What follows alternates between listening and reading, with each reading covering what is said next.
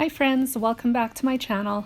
It's Allison and today I am sharing with you another design and scrapbook layout process.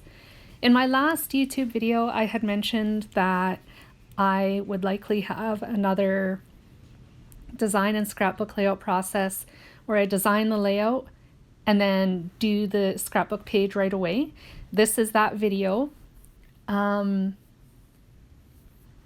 It actually turned into a much bigger project than I originally anticipated. When I originally sat down to create this layout, I didn't like it at all. So I redesigned it. I didn't like that design either. And after some researching, like looking for more inspiration, I ended up coming across an idea from Scrapbook and Cards Today, I think it was. And the artist had created a list in their layout and the light bulb went on. So I created a list for this layout and I wanted the list to have something to do with things that my daughter seriously despises and dislikes. So it ends up becoming a list of 5 things that she thinks is gross. And actually, as I was creating this, I was inspired to do an interactive insert for all 4 of us. So there will be more pages coming. They won't be in a video, but they will be posted to my Instagram. So I'll leave my Instagram link in the description box of this video so you can go check those out when I get them done. I think the reason I struggled with this layout to begin with is because I wanted to tell a unique story and not something that I have already told like 100 times. The picture for this layout, the setting of it anyways, is at the park here in town, the local water park. And I've done scrapbook layouts about that before and I wanted to do something different. So when I finally come up with the idea to document things that kind of grossed us out, I was really excited because it was a type of story that I have never told before. So I decided to use a tab divider to put numbers 1 to 5 on. I decided to make them gradient colors. So it started off with gray and then use different blue colors to get to the darkest color when I reached number 5. Here you can see I'm going on to work on the next interactive filler page. This one is going to be for my other daughter, and then I will do a third one which will be for myself, and I still need to do a 4th one for my husband. I kind of asked him some of the things that he thought was gross, but he only gave me one idea so far. So I'm hoping that I can include him in this little pet project of mine. All the pages, or the inserts at least, are going to be essentially the same. They'll have a houndstooth background that I grouped and attached to the file tabbed divider so that it cuts from the divider and then I can layer paper behind it. So the base of the tab divider is going to be either pattern paper or cardstock. And then the base page of the layout has the striped background in blue, and of course the title and the journaling, as well as the photo of Addison, my daughter. As I was designing this layout, I was kind of thinking that I would embellish each of the pages a little bit differently and use images that each of us liked, sort of as a juxtaposition to what we disliked. But in the end, I actually just decided to embellish with flowers and call it done. Each of the pages are going to have similar colors in them, so that all the pages coordinate and then you can tell that they sort of belong together. So here we are putting the page together. Off camera, I glued the houndstooth pattern to the blue tabbed file folder base, and then I also glued the striped overlay to my white cardstock background. The overlay is cut to 11.5 by 11.5. It won't cut any larger than that. Cricut says it doesn't like it. It says that it's too large. So I had to readjust the size to 11.5 by 11.5. So it does have a little bit of a border around the page, which is fine with me. That's minor. It's a minor detail. I used foam squares to adhere all of the numbers to the tab divider. And then as you can see, they are in varying shades of blue going down the page. Number 2 looks very green on camera, but it's actually the lightest blue that I have in my stash.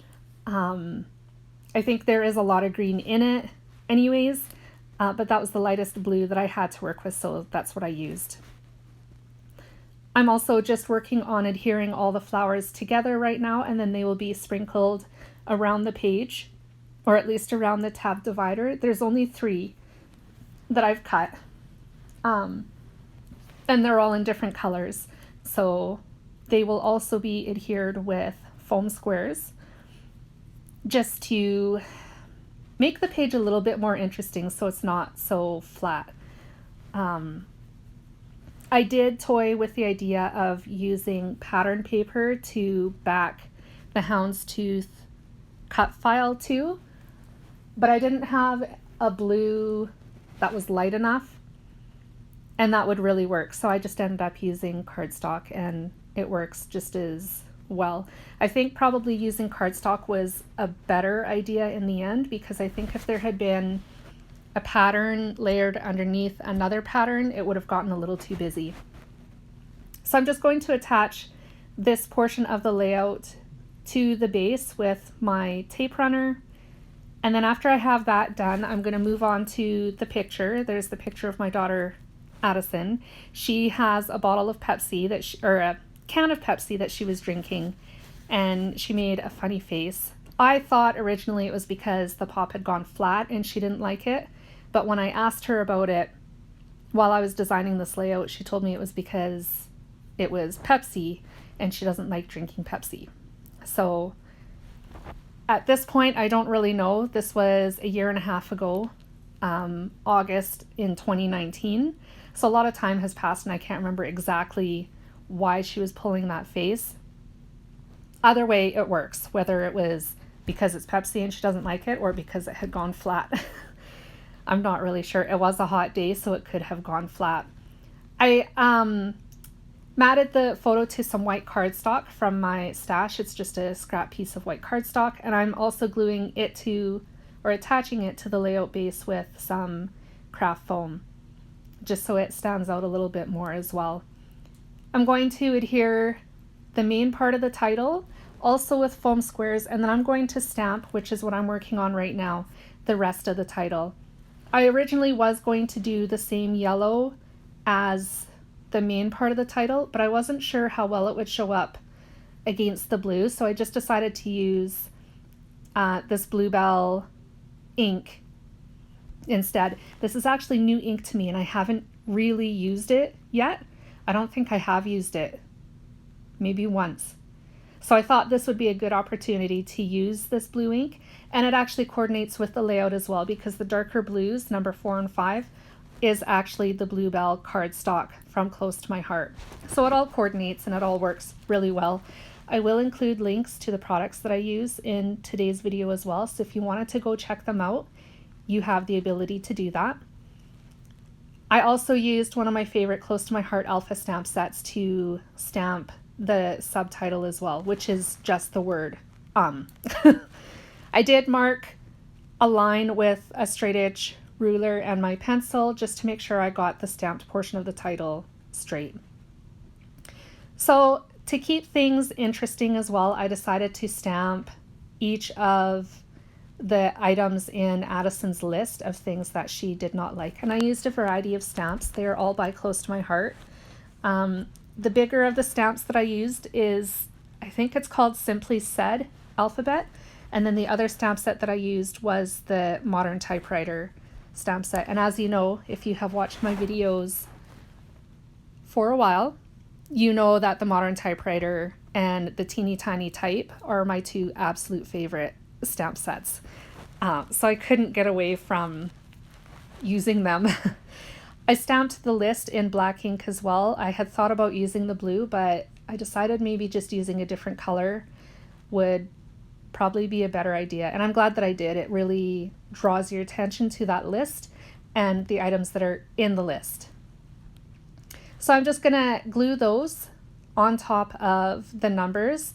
I will use a mixture of foam squares and my tape runner to glue them. You can see the little post-it note to the left side of the screen. I wrote down Addison's list items. I have Marin's list items written down as well, and mine as well. And if my husband gets back to me on his list of things, I'll have his as well. Just so I remember, because I would forget. I think I'm working on my journaling right now. I hand wrote the journaling. I actually printed it. I don't handwrite my journaling because even though I have started to teach my children cursive handwriting, I'm not convinced that other people or kids further down the line are going to be able to read it. So I print everything, even though I prefer my handwriting. So that's why everything is printed in my layouts. With that, my friends, this layout is done. Here you can see the close-ups and the still shots of my layout. I hope you enjoyed my process today. I hope it inspired you somehow, maybe to create a list of your own. And I will be back again soon with more inspiration for you. Happy Sunday. Have a great week. Bye, guys.